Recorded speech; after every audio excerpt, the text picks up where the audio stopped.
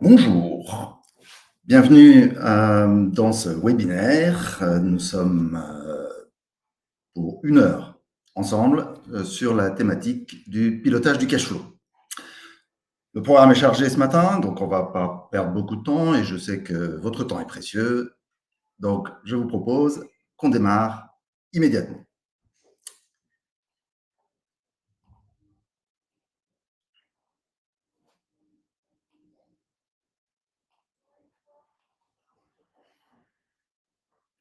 Voilà. Vous voyez un petit écran d'accueil sur lequel vous pouvez lire le titre de ce webinaire, Pilotage du cash flow, un jeu interactif pour comprendre et tester vos réflexes. On va avoir besoin de vous aujourd'hui. Vous allez être très actifs. Je vais vous solliciter en permanence, vous poser des questions et vous allez pouvoir rapidement voir si vous avez les bons réflexes. On débriefera ensemble, ne vous inquiétez pas, pour que tout le monde soit clair sur les réponses. Je m'appelle Vincent Brouillard, je fais partie de Finharmonie. C'est une entreprise du groupe G-Réseau. Et en une seconde, je vais vous présenter le groupe G-Réseau. Qui sommes-nous? Nous sommes une entreprise de formation qui intervient dans les métiers de la RH, du management, de la comptabilité, de la gestion et de la finance. Nous faisons également du conseil et nous avons une branche édition assez développée. Le programme d'aujourd'hui. Vous voyez 5 étapes à l'écran. On va démarrer par une petite vidéo, ce qu'on appelle parfois un video learning. Vous allez voir, c'est un format très court, une manière de découvrir la trésorerie de l'entreprise. Ensuite, en une seconde, je vous expliquerai pourquoi le cash flow est un des états financiers de l'entreprise. Puis, nous prendrons étape 3, un peu plus de temps ensemble pour faire ce fameux jeu qu'on appelle le pinball financier et qui va vous faire découvrir et comprendre, je pense, aujourd'hui, le cash flow de l'entreprise. En étape 4, une dernière vidéo, une vidéo de wrap-up qui va vous permettre de reformuler un peu ce qu'on a appris ensemble. Puis, nous concluons. Je vous propose de commencer, pardonnez-moi, par partager une première vidéo.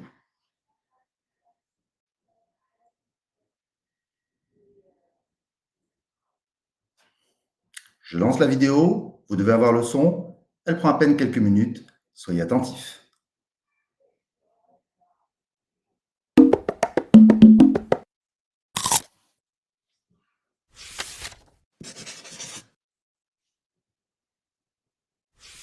La trésorerie d'une entreprise est comme un chariot entraîné par des engrenages qui, chaque mois, oscillent entre les entrées de cash et les sorties de cash. L'important est de ne pas laisser le chariot se vider, au risque de mettre l'entreprise en difficulté. Voyons comment cela fonctionne. Supposons que, pour démarrer, un client nous verse une avance. Nous voilà prêts à travailler. Dans nos travaux quotidiens, nous faisons des dépenses et des achats.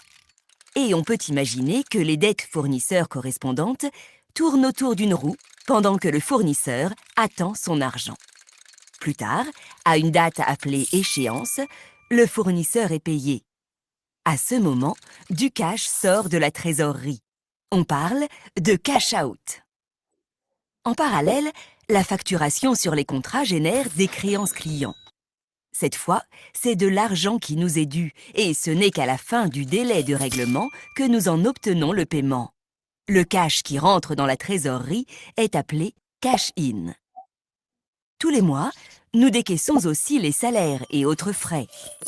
Nous voyons ainsi que le cycle des encaissements et décaissements suit le cycle opérationnel avec des décalages, et que la trésorerie bouge constamment. Laissons passer le temps, et avec lui, quelques tours.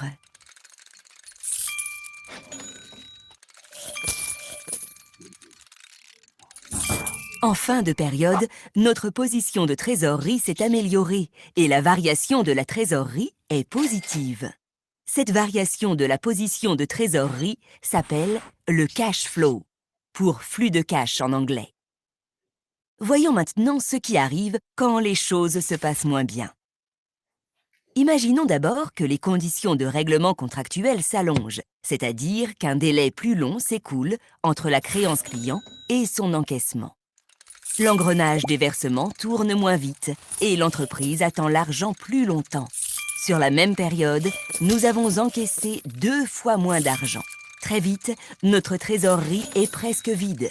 c'est un des éléments qui rend la gestion de trésorerie critique et qui peut mettre l'entreprise en difficulté. Imaginons maintenant ce qu'il advient en cas de retard de paiement du client, suite à un retard de facturation, à un litige ou à une difficulté financière par exemple. L'engrenage des versements tourne alors dans le vide et les créances s'amoncellent.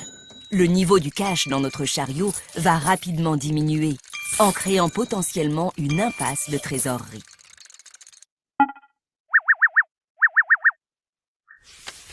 Enfin, que se passe-t-il si les conditions de paiement contractuelles des fournisseurs sont raccourcies?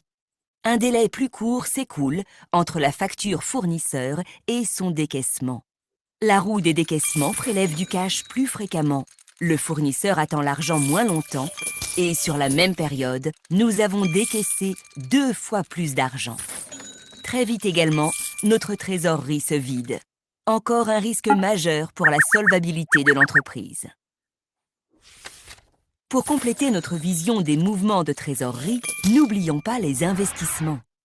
Les investissements sont un prélèvement de cash important, à un moment donné, pour un projet à long terme. On appelle ce flux CAPEX. Dans l'immédiat, c'est une ponction forte sur la trésorerie qu'il faut gérer et anticiper. Mais comme le projet doit être rentable, nous sommes confiants sur le fait que ce prélèvement va donner lieu à des cash-in supplémentaires à l'avenir. En conclusion, la gestion de trésorerie est un exercice délicat qui nécessite un suivi rigoureux au quotidien.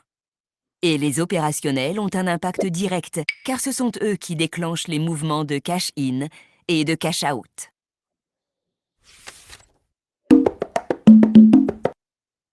Bien, voilà cette vidéo terminée. C'est une première introduction. Vous allez voir que dans le jeu, on va réutiliser chacun des concepts qui ont été évoqués dans cette vidéo et ça va vous permettre de mieux vous approprier les différentes thématiques et de mieux les comprendre. Sujet numéro 2, en quoi le cash flow est un des états financiers de l'entreprise? Juste un slide pour comprendre ça, tout simple. Peut-être vous les connaissez, leurs noms sont bien connus. Il y a 3 états financiers dans une entreprise. Le compte de résultat, il est à droite de votre écran, souvent appelé P&L. P&L voulant dire Profit and Loss Statement en anglais. Si ça ne vous gêne pas, on l'appellera P&L pendant ce webinaire. À gauche de l'écran, le bilan. C'est l'état patrimonial de l'entreprise. On va jouer tout à l'heure et vous allez voir comment le bilan se comporte et qu'est-ce qui se passe dans ce bilan. En bas de l'écran, comme une flèche qui, d'une certaine manière, rejoint le bilan et le compte de résultat, le cash flow. Le cash flow, il est là pour mesurer la trésorerie et vous allez aussi le comprendre à travers ce jeu.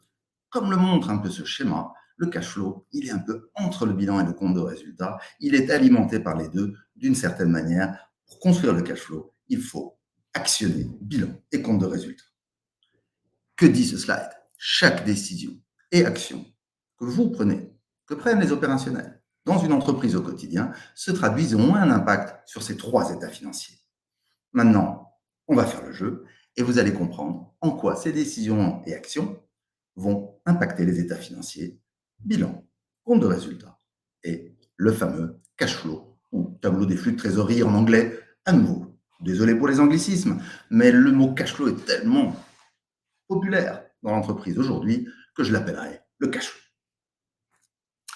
Alors voilà notre jeu. J'espère que vous voyez bien l'écran. Il s'appelle le pinball financier. Quels sont les objectifs du jeu? L'objectif numéro 1, ça va être de répondre à une question toute simple. Vous savez que l'entreprise a un résultat en fin de période. On l'appelle le résultat net, c'est l'argent qu'elle a gagné, son profit ou sa perte. Et bien, la question à laquelle je voudrais répondre, c'est est-ce que le résultat de l'entreprise, à savoir par exemple ce qu'elle a gagné durant un an, se retrouve en trésorerie dans l'entreprise? En d'autres termes, est-ce que résultat égale trésorerie ou cash flow? Objectif numéro 1. Objectif numéro 2 de ce jeu, il va être de comprendre le format du cash flow, un format que vous trouverez souvent dans les états financiers des entreprises et dans les reportings de pilotage dans vos sociétés. Nous allons le construire ensemble et j'espère qu'à l'issue de ce webinaire, vous l'aurez beaucoup mieux compris. Alors le pinball, comment ça fonctionne? Vous voyez des boules à l'écran. Ces boules, elles sont de couleur verte ou de couleur rouge. Ce sont les produits et les charges. Donc, les boules représentent le PNL, le compte de résultat. Les charges sont de couleur rouge, rose, et les produits de couleur verte. Si vous les comptez rapidement, vous voyez qu'il y a 6 boules vertes et 6 boules rouges. En d'autres termes, le résultat de notre entreprise sur cette période va être de 0. Ça va être plus simple après pour comparer trésorerie et résultat. Si la trésorerie est égale à 0, c'est qu'ils sont égaux. Si elle est différente de 0, c'est bel et bien qu'il y a une différence entre ce que l'entreprise gagne et la trésorerie qu'elle a en fin de période. Maintenant, le pinball lui-même, qui est à gauche de votre écran, pinball, c'est un mot qui en anglais veut dire flipper. Pour ceux d'entre vous qui ont joué au flipper, dans certains bars, encore en France, on trouve des flippers. Et bien, c'est le bilan. Le bilan, ça va être le pinball. Et d'une certaine manière, on va lancer les boules de la trésorerie, du compte de résultat, les boules vertes et les boules jaunes, dans le bilan. Et vous allez voir que le bilan agit d'une certaine manière comme un filtre. Il va bloquer certaines transactions venant du PNL et en relâcher d'autres. À gauche du bilan, il y a l'actif. Vous voyez peut-être en haut en rouge l'actif. À droite du bilan, il y a le passif. L'actif, c'est ce que l'entreprise possède. Le passif, c'est ce qu'elle doit, pour rester simple. Alors, on ne va pas partir de zéro. Notre situation de départ, imaginons que notre entreprise a un bâtiment pour 3 boules et des ordinateurs pour 2 boules. Bâtiment plus ordinateur, ça fait que 5 boules. Elles sont ici à gauche de mon bilan, à l'actif. Elles représentent les immobilisations. Ce sont les biens que cette entreprise va utiliser pour opérer son business. Notre entreprise est une entreprise de services informatiques. Donc, elle crée du logiciel et elle rend des prestations sur la base de ce logiciel. Imaginons une entreprise du SaaS, par exemple. Alors, comment a-t-elle financé ces 5 boules d'immobilisation? Eh bien, par un emprunt. Alors, on va le faire figurer au passif du bilan, un prêt bancaire, par exemple, qu'elle a pris pour 5 boules. 5 boules de prêt, du cash qu'elle a rentré, 5 boules d'immobilisation, du cash qu'elle a sorti. Donc, son cash de départ, elle va être de 0. Vous êtes d'accord avec moi que notre position de départ va être 0. Alors, dernière règle, pour bien comprendre comment fonctionne le jeu, eh bien, en bas du bilan, il y a la trésorerie, ou le cash. Et on va imaginer que quand une boule sort du pinball par le bas, eh bien, elle impacte son cash. Cash in, comme le dit la vidéo que je viens de diffuser, c'est une entrée de cash. Cash out, souvenez-vous de la vidéo, c'est une sortie de cash. Donc, on va voir en bas du bilan, en bas du pinball, les entrées et les sorties de cash. Dernière chose avant de commencer, nous allons en parallèle remplir ce document. Vous voyez ici, j'ai un stylo, je peux moi écrire à la main sur ce papier et vous verrez petit à petit se construire à travers le jeu le fameux état financier qu'on appelle cash flow ou tableau des flux de trésorerie. Petit à petit, vous allez voir le remplir ensemble. Alors, vous voyez d'ores et déjà 7 colonnes dans ce tableau, de 1 à 7. Notre jeu va se dérouler sur 7 mois, du mois 1 au mois 7. Mois par mois, on va donc remplir ce tableau ensemble. Je pense que tout le monde est prêt. On va pouvoir démarrer le jeu. Allons-y. Alors, nous sommes au mois 1, vous voyez en haut de notre écran, et une première transaction arrive dans mon entreprise. Qu'est-ce que c'est que cette transaction? Des frais de déplacement. Une boule. Vous voyez, la boule, elle est déjà, si vous repérez sur votre écran, elle est déjà prête à être lancée dans le pinball. Elle est juste au-dessus du petit ressort. Ma question, maintenant, c'est de savoir si cette transaction, donc des frais de déplacement, vous êtes parti en déplacement, vous revenez, vous présentez votre note de frais, et vous la soumettez à votre entreprise. Ma question, c'est de savoir, est-ce qu'elle va impacter ou non le cash? Alors pour ça, je vais lancer un petit sondage, et j'aimerais avoir votre avis là-dessus. Donc, je vais ouvrir les votes, et vous allez voir la question, si tout fonctionne bien, apparaître à votre écran. Cette question, elle est transaction du mois 1, frais de déplacement. Est-ce que cette transaction, à votre avis, va impacter le cash de l'entreprise? En d'autres termes, si je tire ma boule, est-ce qu'elle va sortir du pinball? Alors, je regarde les réponses. Vous avez 1 minute pour répondre. Vous allez voir, pour chaque question, c'est 1 minute. Autant dire qu'il faut aller vite.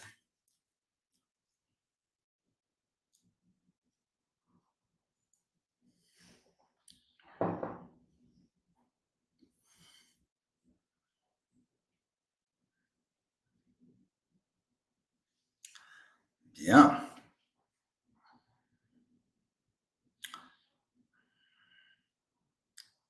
On voit à travers ce vote que vous êtes nombreux en ligne et c'est super. Je vois, et il n'y a pas de doute là-dessus, que vous êtes tous à peu près d'accord, cette entreprise, cette transaction va impacter le cash et elle va l'impacter dans le mois. Alors, je reprends maintenant mon partage d'écran. Je pense que vous devez l'avoir. Oui, a priori, ça fonctionne. Et on va lancer la go. Allons-y. Et on vérifie ce que vous avez dit. Vous la voyez à votre écran. En effet, j'ai un cash out. Les frais de déplacement sont une sortie de cash pour l'entreprise, en général dans le mois. Pourquoi dans le mois? Parce que les notes de frais, pour la plupart des entreprises, sont remboursées avant la fin du mois. Alors maintenant, on va passer à droite de l'écran et on va remplir cette colonne du mois 1. Alors, j'explique rapidement comment se présente ce tableau. La première ligne, c'est le chiffre d'affaires ou les ventes. On me renseignera quand il y a des ventes, cette ligne. La deuxième ligne, résultat, hop, j'ai un peu raccourci, c'est le résultat opérationnel. Donc ça, c'est le résultat de la période de l'entreprise. Quand le résultat est impacté, on mettra un chiffre sur cette ligne. Tout en bas, il y a le cash flow. Un petit peu comme dans la vidéo. Hein. Souvenez-vous, la vidéo explique que c'est qu'un cash flow. Un cash flow, c'est un mouvement de cash durant la période. Donc, vous l'avez compris, on mettra un chiffre sur cette ligne quand le cash est impacté. Et puis, entre les deux, dans la zone qui est libre ici, eh ben, on va construire les explications du cash flow. Vous allez le comprendre étape par étape. Donc, je remplis le moins 1, c'est relativement simple. Du chiffre d'affaires, il n'y en a pas, c'est des frais de déplacement, il n'y a rien. Résultat opérationnel, eh ben, on a ici un moins 1. Pourquoi? Parce que les frais de déplacement, c'est une charge pour l'entreprise, ça va impacter son résultat opérationnel. Vous l'avez bien dit dans le sondage, ce moins 1 en résultat opérationnel se retrouve en cash pour le même montant, moins 1. Alors, le moins 1, je ne vous le cache pas, il est relativement simple. Vous allez voir par la suite qu'il y en a qui vont être un peu plus compliqués. Et ce moins 1, il vous illustre une transaction qu'on appelle une transaction résultat cash immédiat dans le même mois. C'est bon? On a terminé le mois 1. On va pouvoir passer au mois 2. Alors, qu'est-ce qui se passe dans le mois 2? Mois 2, nous achetons des fournitures. Alors, par exemple, des fournitures, c'est une entreprise de prestation de services informatiques. Elle achète des fournitures pour les bureaux, par exemple, du papier, des crayons ou des pièces de rechange, des choses comme ça. D'accord? Autant dire, pour être plus précis, des fournitures qu'elle va consommer dans le mois. Hein. Pour ceux qui connaissent le concept de stock, ces fournitures ne devront pas être stockées. Hein. Elles vont être directement consommées durant le mois. Donc maintenant, même question, on va vouloir savoir si cette transaction va impacter le cash de mon entreprise durant le mois. Vous le voyez ici, il y a un petit commentaire, il ne vous a pas échappé, le fournisseur des fournitures est payé à 90 jours. Bien. Alors, on va essayer maintenant d'activer le sondage qui correspond. Je le cherche en une seconde. On est transaction du mois 2, achat fourniture. Est-ce que, de votre point de vue, j'ai un cash? Alors là, vous avez 3 possibilités de réponse. Oui, durant le mois, non jamais, ou oui, plus tard.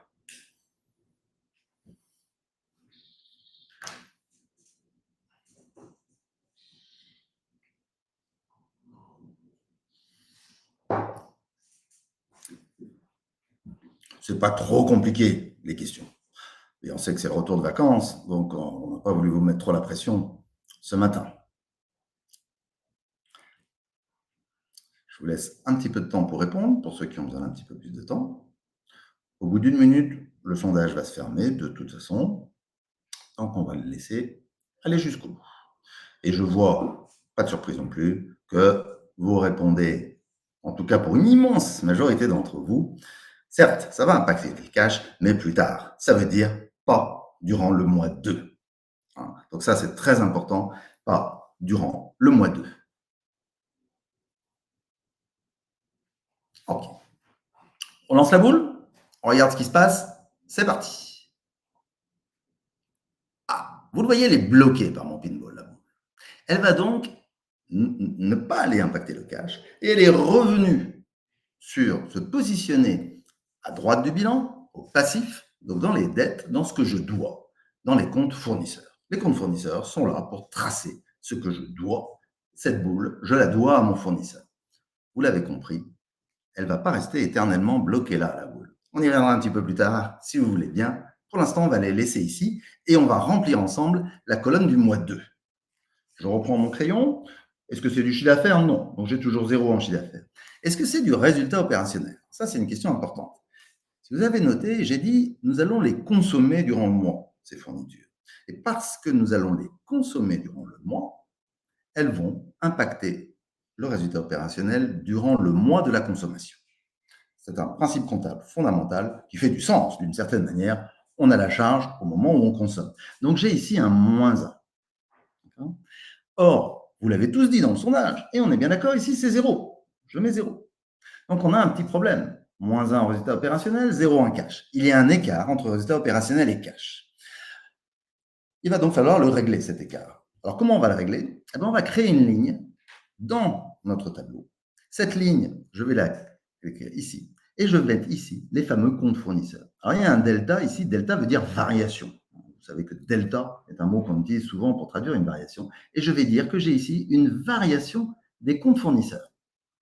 J'écris fournisseur ici. Okay. Cette variation des comptes fournisseurs, eh ben, pour obtenir 0, je vais devoir mettre ici 1 plus 1. Les comptes fournisseurs ont augmenté de 1. Moins 1 plus 1, ça fait 0. Tout va bien, notre tableau fonctionne.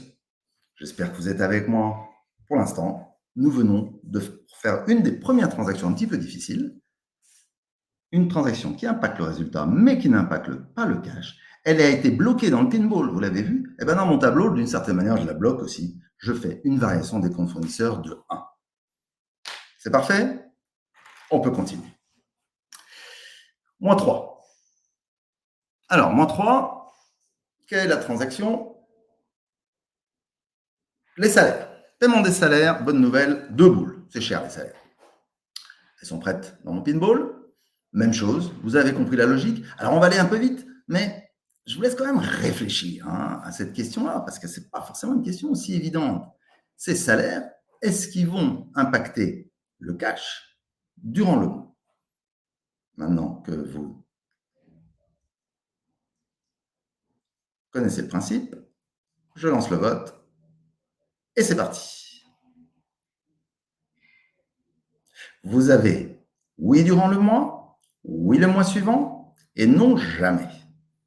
Alors, peut-être certains d'entre vous vont hésiter un petit peu plus ici.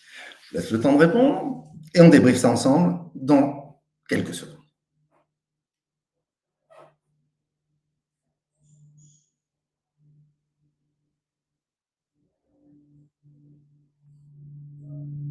Bon, vous êtes parti sur la bonne piste. Je vois qu'on a un public averti ce matin. Alors en effet, oui, la bonne réponse est oui durant le mois. Alors attention, il faut quand même préciser un peu les choses ici. Et certains d'entre vous ont répondu oui le mois suivant, et peut-être n'ont-ils pas totalement tort. Il peut y avoir deux situations. Soit l'entreprise paye les salaires à ses employés avant la fin du mois, c'est-à-dire que vous, salarié, votre compte bancaire est crédité avant le 31 du mois, ou l'entreprise paye les salaires de ses salariés en début de mois suivant.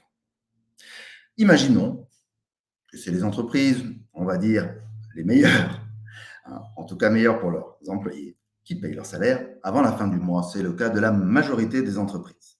Donc, vous avez en effet raison quand vous répondez oui durant le mois. Mais ça m'a permis quand même de noter, et gardez-le bien à l'esprit, que ça va être le cas uniquement si l'entreprise paye ses employés avant la fin du mois. Lançons les boules, on regarde ce qui se passe, c'est parti.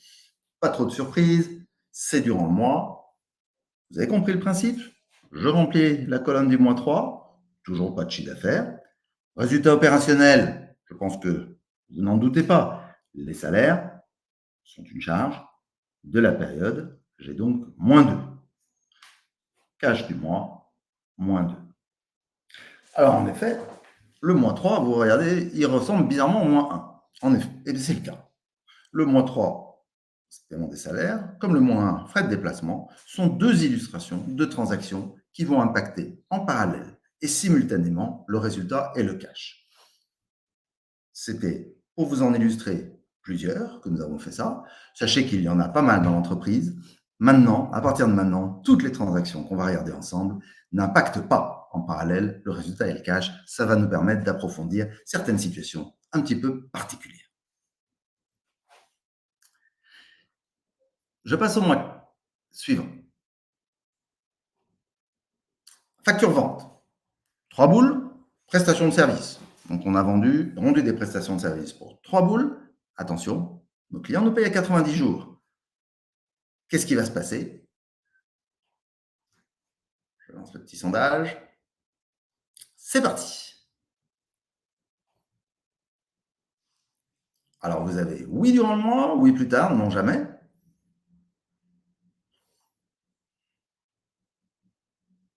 Ça va très très vite et ça répond très correctement. Impeccable. En effet, c'est du oui plus tard. Hein, c'est du oui plus tard. C'est la même chose que les fournisseurs. Quand il y a un délai, hein, et souvenez-vous de la roue de la vidéo que j'ai montré avant pour vous aider un peu hein, dans l'alimentation de ce sondage, en effet, c'est plus tard que ça va se passer. Le non jamais, écoutez, ils n'ont peut-être pas tout à fait tort, ceux qui disent non jamais. Qu'est-ce que ça peut être non jamais? Ça peut être un client qui va jamais payer, un client qui est en faillite, un client qui est de mauvaise foi, ça peut arriver, mais on va dire que normalement, c'est oui plus tard. Okay. Je reprends mon... j'ai une petite question dans le chat que je vois sur les provisions. Hein, on va y revenir aux provisions. Vous allez voir, ça va être une des dernières transactions de ce webinaire, les provisions. Donc, patientez une seconde. Alors, je les lance, paf, même chose. Vous voyez, elles sont bloquées par le pinball, mes 3 boules. Elles vont cette fois-ci, par contre, à l'actif du bilan. Elles vont donc du côté gauche, hein, dans ce qui m'est dû. Hein, le client me doit l'argent. J'ai 3 boules. Elles sont en compte client. D'accord? Donc, j'ai ici le client qui me doit 3, le fournisseur à qui je dois 1.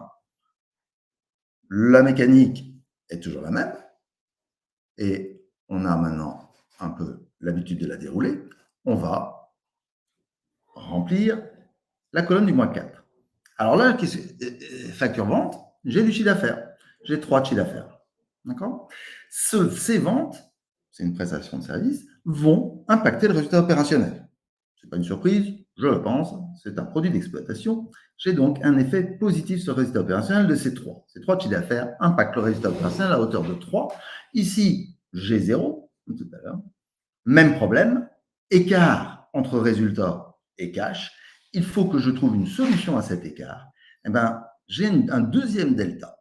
Et je vais exploiter le deuxième delta qui est tout près ici pour moi. Je vais dire que j'ai une variation des comptes clients. Donc, je vais mettre delta client ici. Et on va mettre ici, alors attention, cette fois-ci, on va mettre moins 3. Donc ça, c'est important que vous compreniez bien ça. C'est que c'est moins 3, c'est du cash que j'attends. Donc, c'est un moins dans le cash flow, dans le tableau des flux de trésorerie. Pourquoi c'est un moins? Pour bien montrer que je l'ai en résultat, mais pas en cash. Je l'attends, donc il impacte négativement mon cash. Le crédit client est un impact négatif sur le cash. Le mois 3, le mois 4 fonctionne. On va pouvoir poursuivre.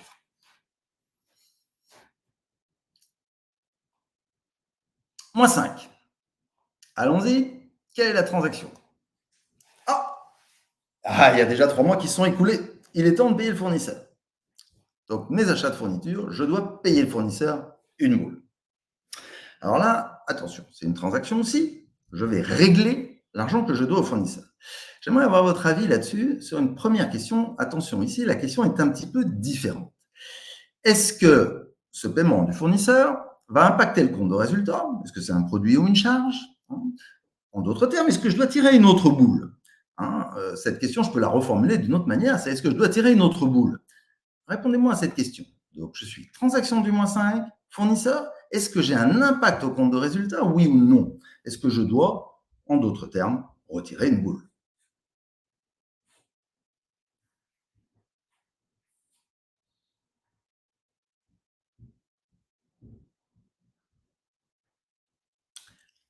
À nouveau, la majorité est dans le bon camp. Et je vois mais c'est moins net. Hein. J'ai 86-87% d'entre vous qui me répondent non. Certains répondent oui. Alors là, c'est un point important à clarifier. Et on va revenir sur notre film. Qu'est-ce qui se passe? Eh bien, vous l'avez compris, la réponse est non. Je ne dois pas tirer une autre boule. Pourquoi? Eh bien parce que je l'ai déjà tiré, cette boule. Elle est déjà passée en résultat opérationnel, elle est déjà dans mon bilan. Donc, je n'ai pas besoin de shooter une autre boule. Je vais devoir simplement libérer le compte fournisseur. Alors, prêtez attention à l'écran. Maintenant, j'espère que vous l'avez bien à l'écran. Je vais lancer la transaction du -5, paiement au fournisseur. Regardez ce qui se passe. Je vais simplement vider le compte fournisseur par le cash. D'accord? Et je n'ai pas tiré une autre boule. Je n'ai pas fait une transaction au compte de résultat. D'accord? J'ai donc une sortie de cash pure et simple. Alors, allons-y. On est sur la colonne -5. Ce n'est pas du chiffre d'affaires. On a dit on ne tire pas une autre boule. Donc là, je n'ai pas d'impact. Résultat. 0. Par contre, ici, j'ai -1. D'accord? Donc, j'ai à nouveau un écart. Mais cette fois-ci, -1 en cash, 0 en résultat. Vous l'avez sans doute compris. Qu'est-ce que je vais faire dans mon cash flow statement? Eh bien, je vais mettre le -1 ici. C'est-à-dire que je vais libérer la boule. +1, -1, ça fait 0. De la même manière que dans le pinball, il n'y a plus rien en compte fournisseur. Dans mon cash flow statement, j'ai vidé le compte fournisseur par un -1. J'ai une variation des comptes fournisseurs de 1. D'accord? Alors, le -5 est un peu particulier. Il y a 2 transactions au -5. Donc, on relance ici. J'ai maintenant une dotation aux amortissements. Alors, dotation aux amortissements, je n'ai pas vraiment le temps de vous l'expliquer. On va dire, pour faire très simple, que c'est la charge au compte de résultat qui correspond au coût d'utilisation d'une immobilisation. Je l'utilise durant une certaine période et j'en passe en charge proportionnellement à son utilisation à hauteur de 1. Vous vous souvenez qu'on a 5 d'immobilisation, donc on passe une charge de dotation au compte de résultat de 1 pour refléter le fait qu'on l'a utilisé. D'accord? Je fais relativement simple. Une boule. Cette boule, c'est une charge au compte de résultat. Je vais donc tirer une nouvelle boule. Mais j'aimerais avoir votre avis. D'accord? Et je relance un sondage pour savoir si, de votre point de vue, cette transaction de dotation va impacter mon cash. C'est parti, je lance le truc. Donc, j'ai dit la dotation aux amortissements, c'est le coût d'utilisation de l'immobilisation durant une période. C'est une charge au compte de résultat. Ma question, est-ce que ça impacte le cash?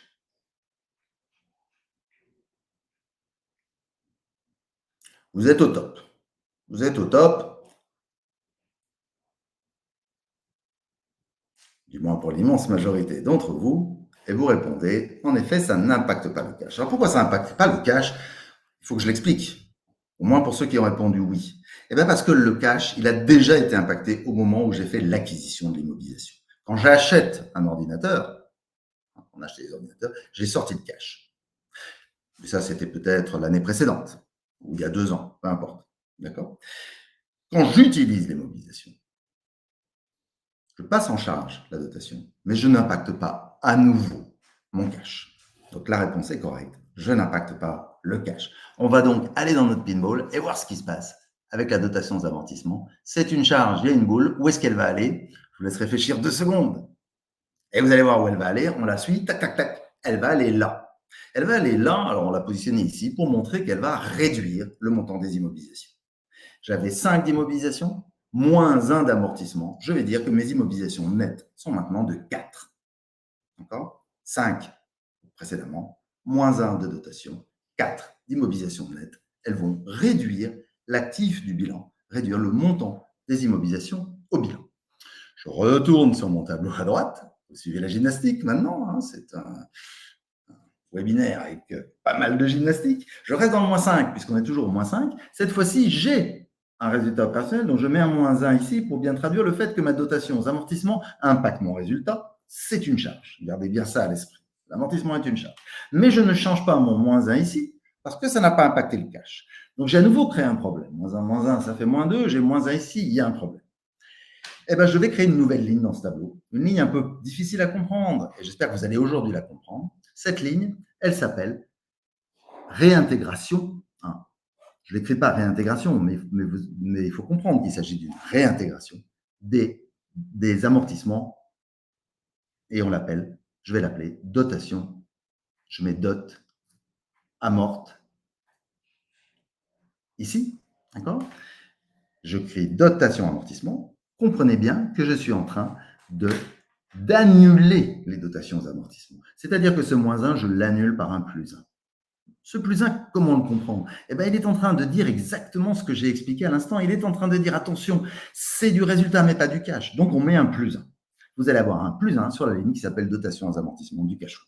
Cette fois-ci, ça marche, on a un plus 1. Ma ligne de la colonne 5 est OK. On peut continuer. On avance. Alors, tu prends dans le chat, jette un petit coup d'œil au chat. Alors, est-ce que le tableau du cash flow remplace un plan de trésorerie prévisionnel? Alors, on pourra peut-être en parler à la fin dans le débrief, si ça ne vous dérange pas de cette question-là. Elle est super importante. Et je vous invite à la mettre un tout petit peu au frigo. Je ferai attention, j'y veillerai, je répondrai à cette question. Est-ce que ce tableau de flux de trésorerie peut servir à faire du prévisionnel? Cette question du chat, elle est super importante. Okay. Alors, on a terminé le moins 5. Je m'assure que je n'ai pas fait de bêtises. C'est bon. On va passer au moins 6. Alors, qu'est-ce qui se passe au moins 6? Une nouvelle transaction. Voilà un OVNI. Un OVNI dans cette salle, un objet volant non identifié, production immobilisée.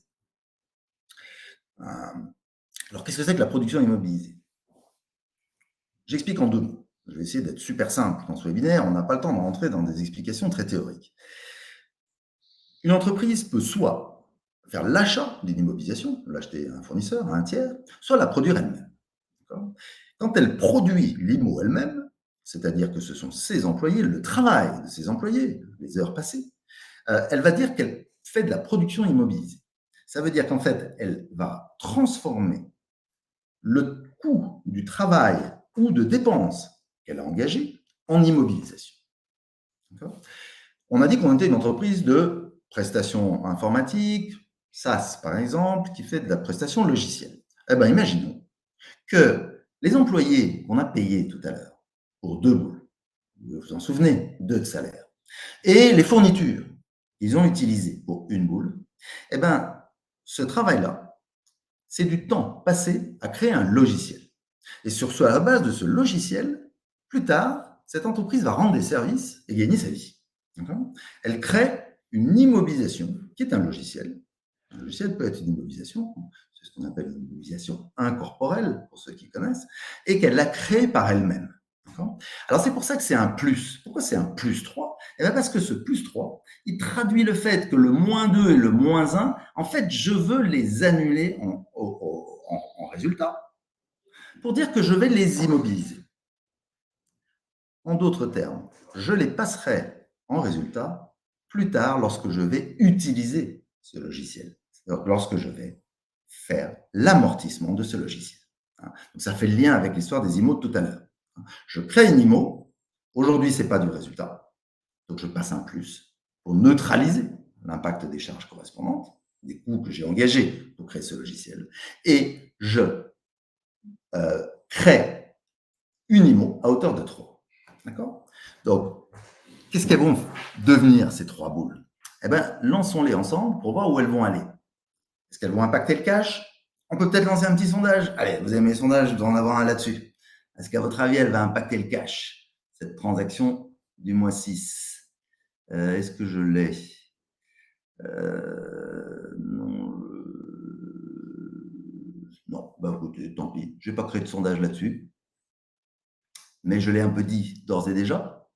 Ça ne va pas être du cash. Ce n'est pas une sortie de cash. C'est comptable.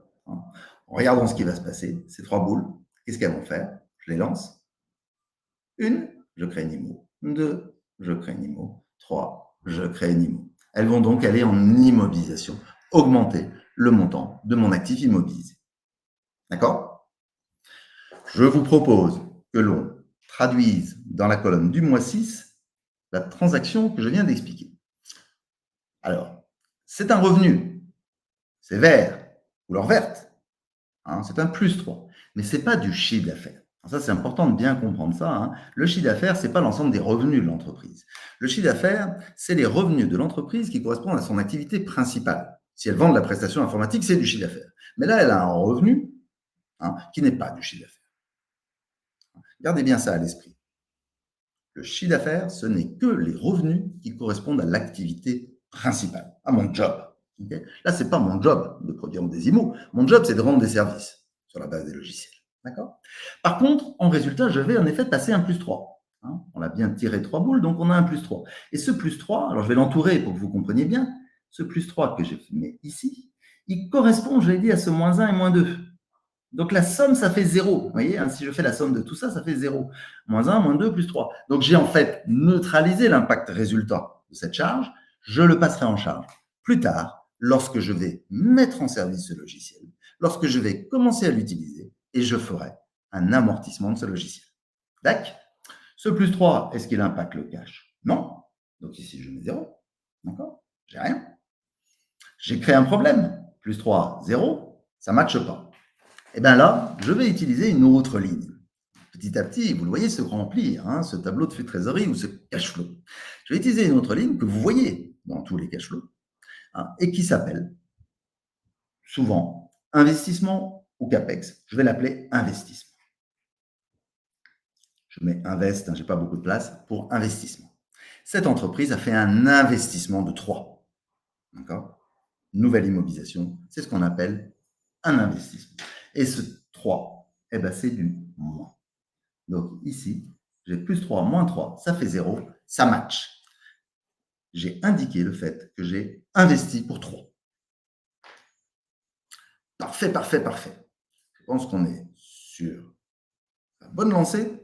On va pouvoir continuer. J'espère que vous êtes avec moi. Le mois 6, il a aussi 2 transactions. Donc je reste sur mois 6 et j'ai une deuxième transaction. Vous la lisez à l'écran.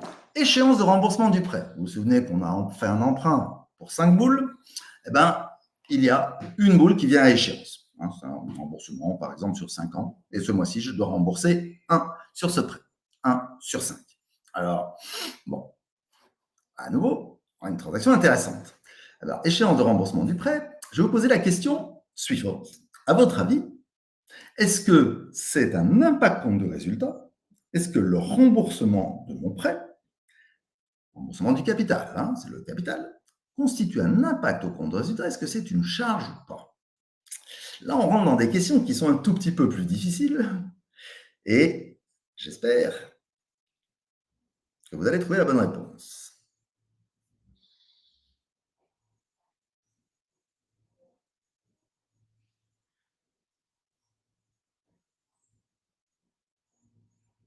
Ah, là, vous êtes un petit peu plus partagés.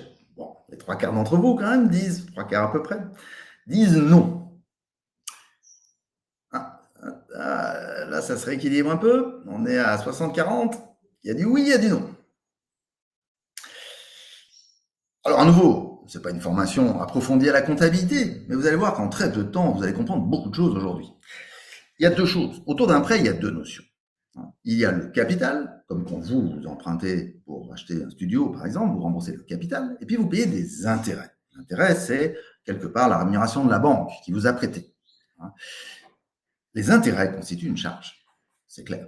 Mais le remboursement du capital lui-même n'est pas une charge. C'est simplement de la trésorerie qu'on vous a avancée, du cash qu'on vous a avancé, et vous le remboursez. Donc, cette transaction ne va pas constituer une charge. Vous êtes plus partagé sur cette réponse, mais je peux quand même dire que la majorité d'entre vous ont raison. Ce n'est pas une charge. Je ne vais donc pas tirer une nouvelle boule. Je ne vais pas tirer une nouvelle boule. Alors, à votre avis, qu'est-ce que je vais faire? C'est quand même une sortie de cash. Un remboursement de prêt, c'est quand même de l'argent que je vais sortir. Donc, regardons ce qui va se passer dans le pinball. Je le lance. Je pense que vous vous doutez de ce qui va se passer, mais on le regarde. Il va simplement se passer ça. Je vais lâcher une boule de prêt et la faire descendre par le cash. J'ai donc une sortie de cash par remboursement d'emprunt. Alors, donc dans mon tableau, je suis toujours au moins 6. J'ai ici un moins 1 maintenant, donc je mets un moins 1 ici, puisque j'ai sorti du cash, remboursement de mon prêt, et j'ai un problème. Ça ne matche plus, vous voyez, un 3 plus 3, ça fait, moins 3, ça fait 0, moins 1. J'ai ici une autre transaction que vous allez trouver aussi dans les tableaux de flux de trésorerie, cash flow statement, et bien c'est ici le remboursement de l'emprunt que je vais mettre ici. Je n'ai pas beaucoup de place, donc je mets REMB pour remboursement, emprunt. D'accord? Et ici, je vais mettre moins 1. D'accord? Voilà. On avance. On va passer au mois 7. C'est le dernier mois. On arrive sur la fin du jeu. Il nous reste 2 transactions. Attention, elles sont importantes quand même. L'échéance du client est arrivée. 3 mois sont déjà passés. Donc, nous sommes au mois d'échéance du client. Mais là, tiens, chose intéressante, vous l'avez peut-être noté, j'encaisse de mon client 2. Alors, pourquoi? Parce que ce client, ce n'est pas un faux client, hein, c'est un vrai client. Et les clients, ils ne sont pas faciles dans la vie. J'imagine que c'est le cas dans votre entreprise, comme dans beaucoup. Eh ben, ce client, il nous doit 3, si vous vous souvenez, mais il ne paye que 2. Alors, il a trouvé plein de bonnes raisons pour ça. Il n'est pas d'accord sur les quantités, pas d'accord sur le prix, pas d'accord sur ceci. Bon. On ne sait pas encore trop pourquoi, d'ailleurs, mais on n'a reçu que 2, alors qu'on attendait 3. Donc ça, c'est une situation qui se présente dans l'entreprise. On va d'ailleurs devoir travailler à résoudre ce problème-là, à comprendre ce qui s'est passé. Mais dans l'immédiat, je reçois que 2. Qu'est-ce que je vais faire? Transaction que je vais faire, eh ben, je vous laisse réfléchir un petit peu avant que je lance, mais vous l'imaginez. Je clique maintenant. Allons-y. Qu'est-ce qui va se passer? 1, je l'encaisse. 2, je l'encaisse. Et la 1, eh ben, elle va rester. Ce client me doit toujours 1. Donc, le 1 reste en compte client. C'est une créance. C'est une créance qui est en dépassement d'échéance. C'est clair. C'est une créance qui, demain, pourra devenir peut-être une créance qu'on appelle litigieuse, si il s'avère qu'il y a un vrai litige. Mais dans l'immédiat, je le laisse en créance client. J'attends toujours cet argent. On complète le tableau pour le mois 7. Est-ce que c'est du chiffre d'affaires? J'ai peut-être un petit sondage là-dessus. Qu'est-ce que ça vous dirait? Est-ce que ça impacte le compte de résultat, cette transaction? Allez, on lance un sondage là-dessus, savoir votre avis. J'ai reçu un paiement client de 2. Est-ce que c'est une transaction qui impacte le compte de résultat? Allez-y. Donc, on est transaction du mois 7, client, impact PNL, oui ou non?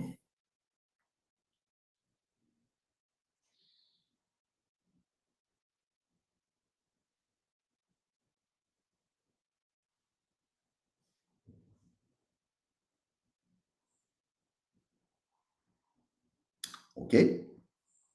Donc, vous n'êtes pas unanime, hein? Vous n'êtes pas unanime, mais à nouveau, l'immense majorité d'entre vous répond non. Et en effet, de la même manière que le paiement du fournisseur tout à l'heure n'était pas une charge, le paiement reçu d'un client n'est pas un revenu. Ce n'est pas une transaction au compte de résultat. Vous l'avez compris, les 3, ils sont déjà passés au compte de résultat. D'ailleurs, vous les voyez à votre écran. Ils sont déjà passés en compte de résultat. Ils l'ont été durant le mois 4. Donc, je ne vais pas à nouveau les passer au compte de résultat. Recevoir un paiement client, ce n'est pas du chiffre d'affaires. Donc, je ne vais pas ici remettre du chiffre d'affaires. Je vais considérer que j'ai 0 ici. Est-ce que j'ai du résultat opérationnel? Non plus. Ça ne va pas impacter mon résultat. Par contre, je vais encaisser ici, non pas 3, on a dit, mais 2 en cash. Donc, vous avez compris comment ça fonctionne.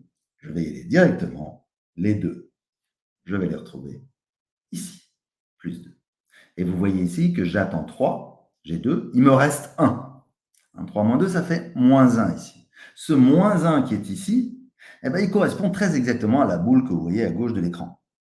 Donc ça, je pense que ce jeu, il aide vraiment à comprendre parce que vous comprenez que ce qu'on traduit dans ce tableau, ce qu'on traduit dans cet état qui est un petit peu compliqué, qui est le tableau des cash flows, eh ben, reflète exactement ce qui se passe dans la réalité, à savoir que, en effet, j'ai toujours une boule qui n'est pas payée. D'accord? On est OK sur cette transaction? Il nous reste une dernière transaction au -7 et on va pouvoir conclure le jeu.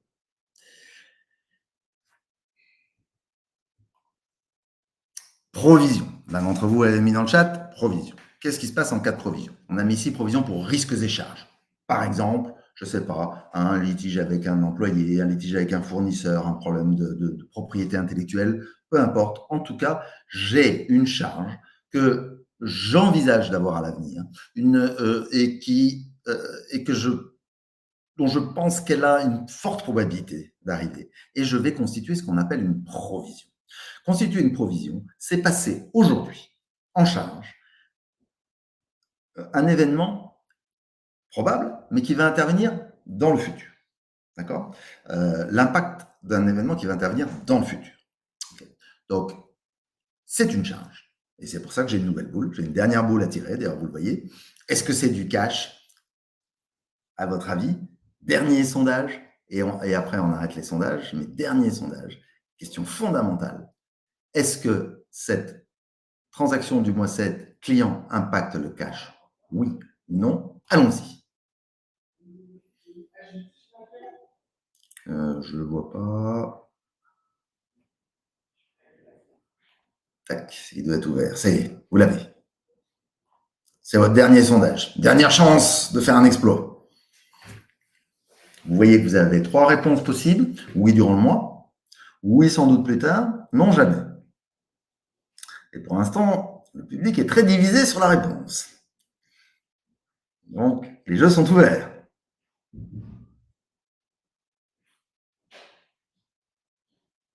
Bon, il y a quand même une majorité qui se dessine. On a quelques réponses oui durant le mois, quelques réponses non jamais, et une légère majorité pour le oui sans doute plus tard. Et sur ce dernier sondage, la majorité a à nouveau raison. Et je vous félicite. Pourquoi? Parce que la réponse, c'est oui sans doute. C'est pas certain. C'est ça qu'il faut comprendre, c'est qu'une provision n'est jamais certaine. Si j'ai dit, il y a une forte probabilité que.